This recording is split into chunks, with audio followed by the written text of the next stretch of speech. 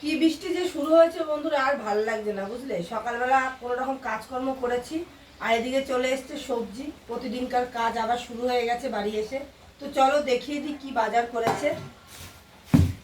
সজনের ডাঁটা 4টে। কত নিয়েছে সজনের ডাঁটা? এখন তো সজনের ডাঁটা 4টে সজনের ডাঁটা 20 টাকা দাম। বাহ, 4টে 20 টাকা, মানে এক একটা 5 টাকা করে। 10, 15, 20, এক একটা সজনের ডাঁটা 5 টাকা করে। 4টের দাম 20 টাকা। ঝিঙে, এই দেখো ঝিঙে কাঁচাপাড়ায় 80 টাকা কেজি। এখানে কত নিল?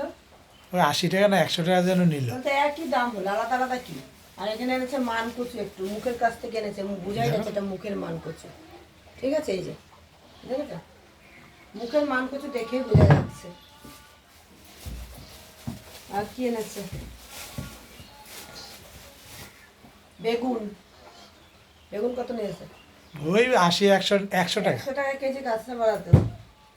লেবু ফ্রিজে আছে, আবার লেবু এনেছে, গাছেও লেবু রয়েছে। চলো দেখি কি মাছ এনেছে। ওরে বাবা, সেই মাছ, ইলিশ। কত করে ইলিশ মাছ হবে? এটা 700 টাকা করে। হ্যাঁ, দীঘা ইলিশ মাছের দাম উল্টো পাল্টা চাই। তাই নাকি? দাম বেশি না কম? বেশি। রাত্রিবেলায় নিলাম, তখন নিল 700 টাকা করে এই সাইজি, একই দাম। আর ওই মোহনা বাজারে গেছিলাম, এই বড় বড় এই চড়া চড়া ইলিশ, এরকম বড় বড় এরকম চড়া চড়া 700 টাকা কেজি দেখাচ্ছে। আমি বলছি 700 টাকা করে কেজি? একজন দেখি নিল, একজন একটা 800 টাকা দিয়ে, পচা। মানে হাত দিলে মানে আঙ্গুল মানে ঢুকে যাচ্ছে ভেতরে, তাই তো? আমি খাই না।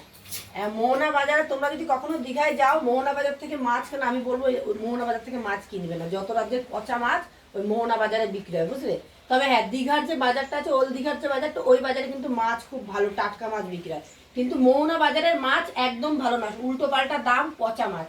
ঠিক আছে, সারা বাজার ঘুরে একটা ভালো মাছ দেখলাম না, সব পচা মাছ। আমাদের এখানে তার চেয়ে মানে ভালো টাটকা মাছ পাওয়া যায়। তো চলো, এই হচ্ছে বাজার, এখন রান্না করতে যাবো আর কি।